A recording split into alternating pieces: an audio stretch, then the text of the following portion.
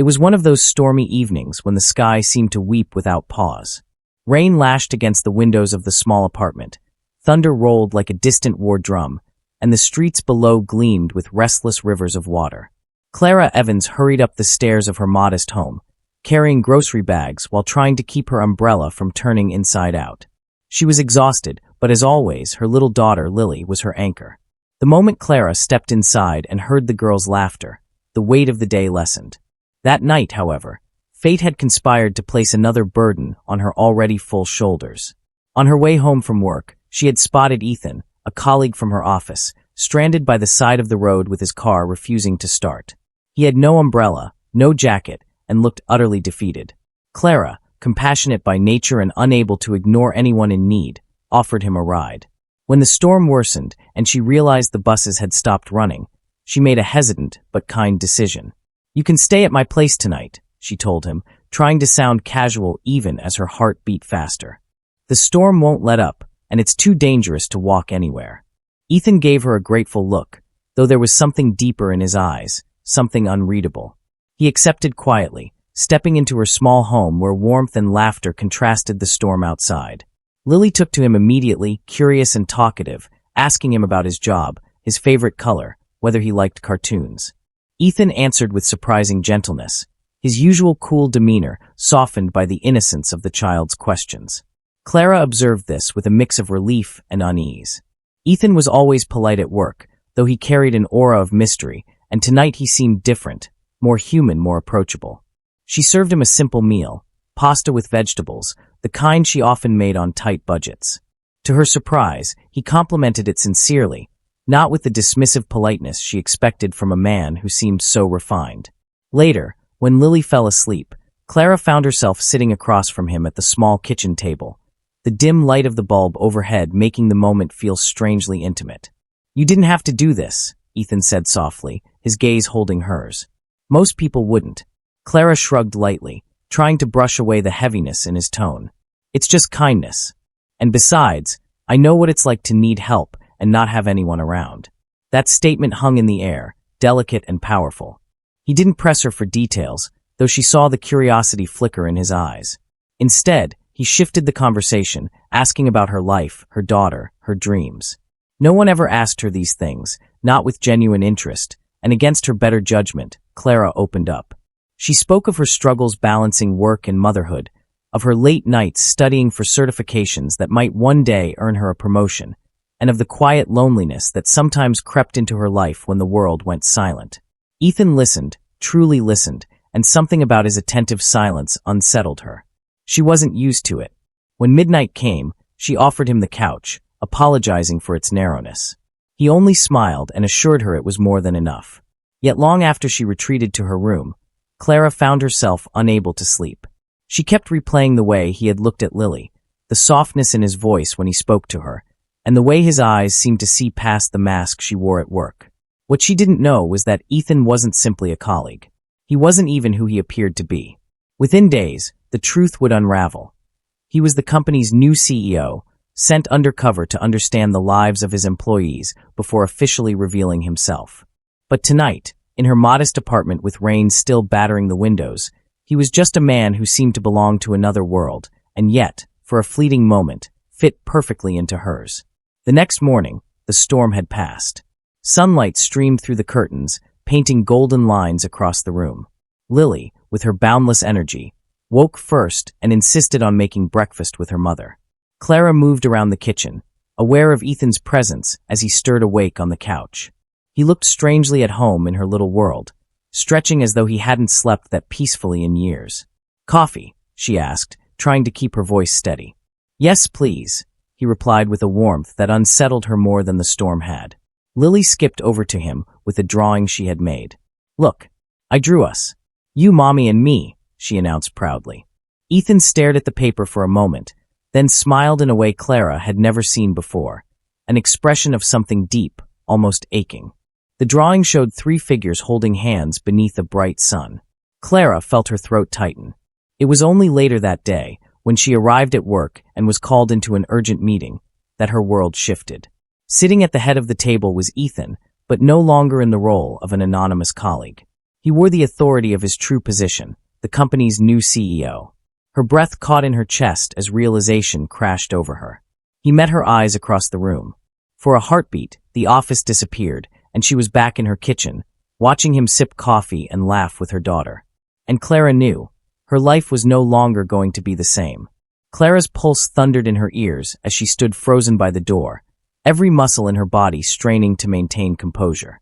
The conference room was silent except for the faint shuffle of papers and the muted hum of the air conditioner. Around the long polished table, her colleagues sat with forced smiles, whispering among themselves as the new CEO introduced himself. None of them knew the secret she carried in her chest, that she had let him into her home, served him dinner, watched him tuck a blanket around himself on her couch, and seen a side of him none of them could even imagine. Ethan's voice was calm, steady, with the kind of presence that demanded respect without effort.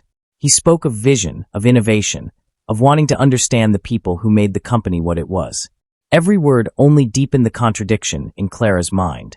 Just last night, this powerful man had sat across from her eating pasta from chipped bowls in her modest kitchen. And now, he was the man her entire company would look up to, the one who could change her future with a single decision. His gaze found hers briefly, and though he did not pause, though he did not give the slightest outward sign, Clara felt it.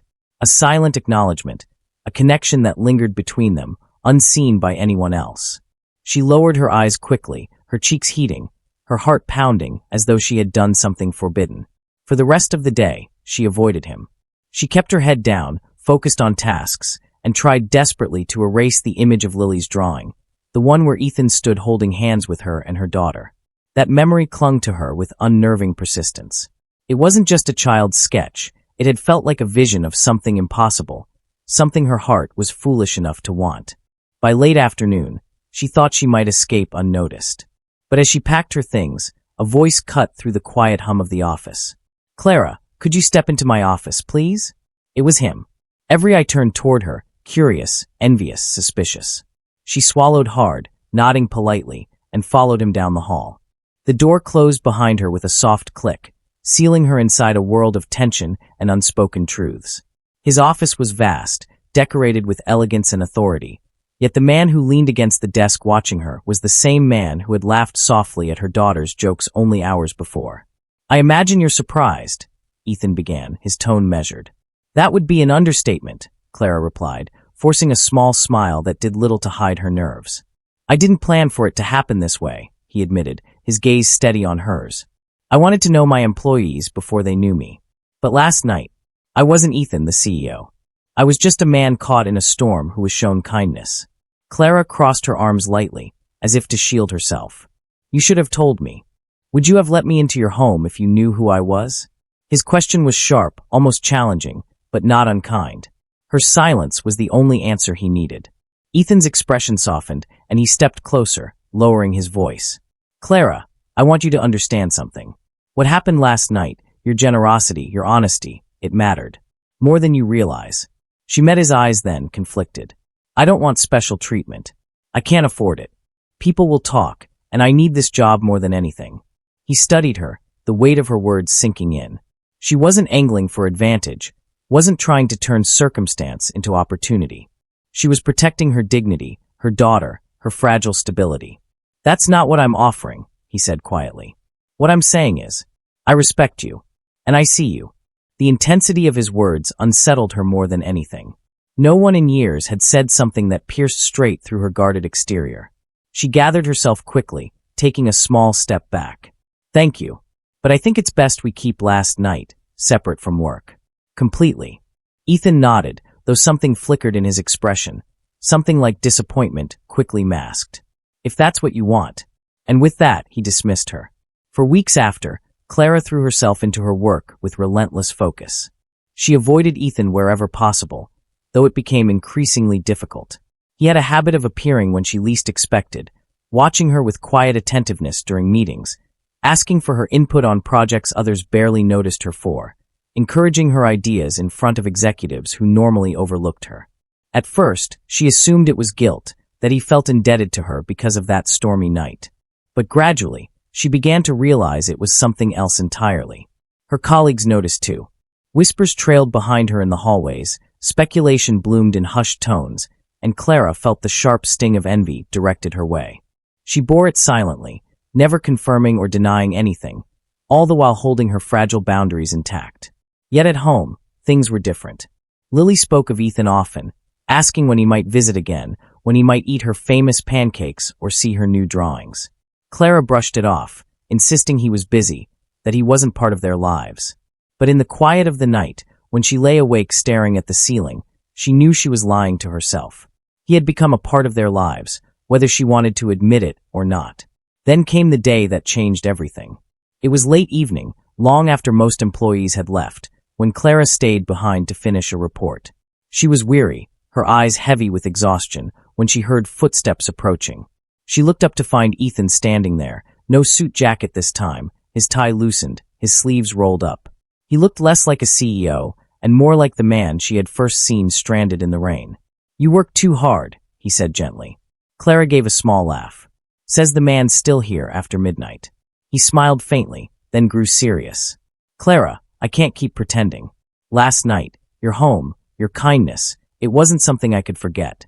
And I don't want to." Her chest tightened, her pulse quickening. She wanted to protest, to remind him of the risks, the boundaries, the rules. But the words stuck in her throat because deep down, she felt it too. The storm had brought them together for a reason, and no matter how much she tried to resist, fate kept pulling them back. He stepped closer, his voice softer now. "I don't want to disrupt your life. I don't want to put your job, your daughter, or your reputation at risk. But Clara, I need you to know. I don't see you as just an employee. I see you as someone who makes me want to be more than the man in this office." Her breath trembled, her eyes locked on his. She thought of Lily's drawing, the three of them holding hands beneath the sun. A child's innocent dream, and yet, perhaps, not so impossible after all. "Still," she whispered, "Ethan, this can't happen. People will never understand." "Then let them misunderstand," he murmured. "As long as you understand what you mean to me." Her heart wavered, torn between fear and longing. And in that suspended moment, with the city lights glowing faintly through the tall glass windows, Clara realized she was standing on the edge of a choice that could alter her life forever.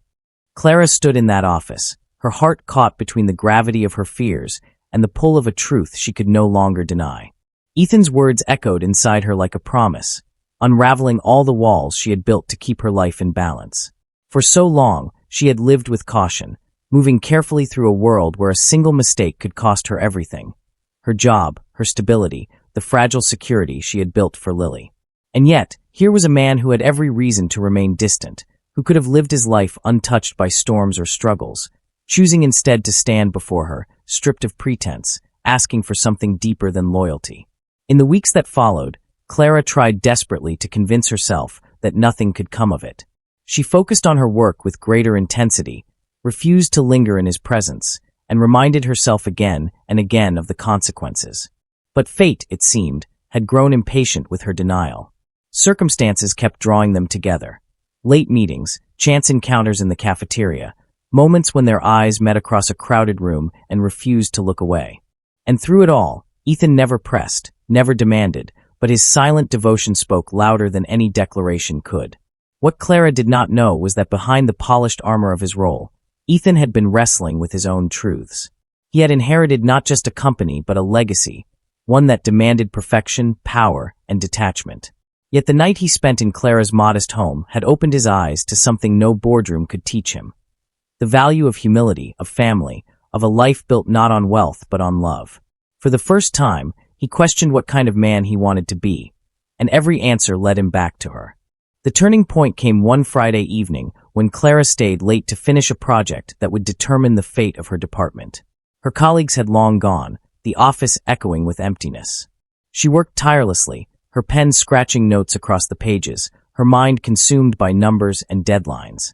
When she finally looked up, Ethan was there again, leaning against the doorway, watching her with quiet admiration. "You never stop," he said softly. Clara gave a tired smile.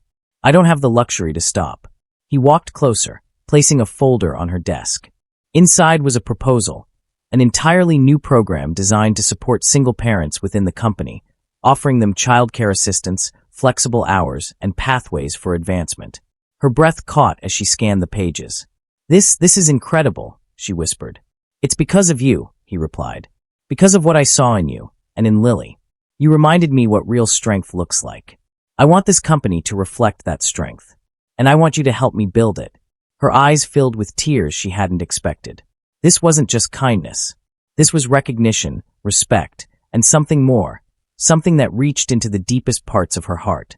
But before she could speak, Ethan's hand brushed hers, steady, firm, unshaken.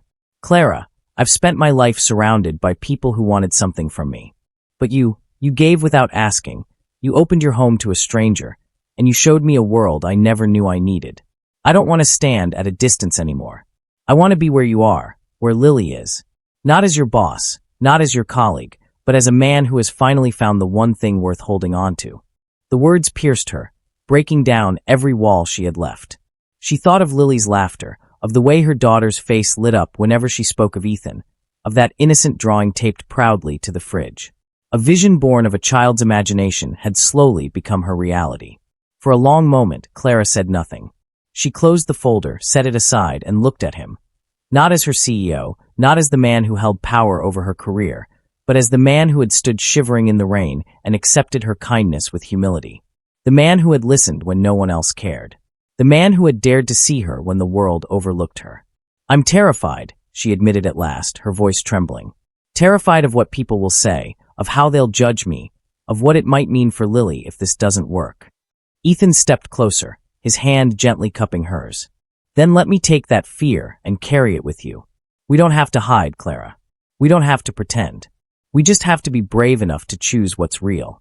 The weight of his words settled deep within her, and for the first time in years, she allowed herself to believe in something bigger than survival. She allowed herself to believe in love. When she finally nodded, a soft, almost imperceptible gesture, Ethan exhaled as though he had been holding his breath for a lifetime. He pulled her into his arms, not with the urgency of passion, but with the certainty of belonging. In that embrace, Clara felt the storm within her quiet at last. The weeks that followed were a whirlwind, but a beautiful one. Whispers in the office grew louder, speculation swirled, and not everyone approved. But Clara no longer lived in fear of judgment. With Ethan by her side, she found her voice, her strength, and her place in a world that once felt too vast to conquer. Together, they unveiled the new Parent Support Initiative, and Clara stood proudly on stage as Ethan credited her vision, her resilience, and her courage.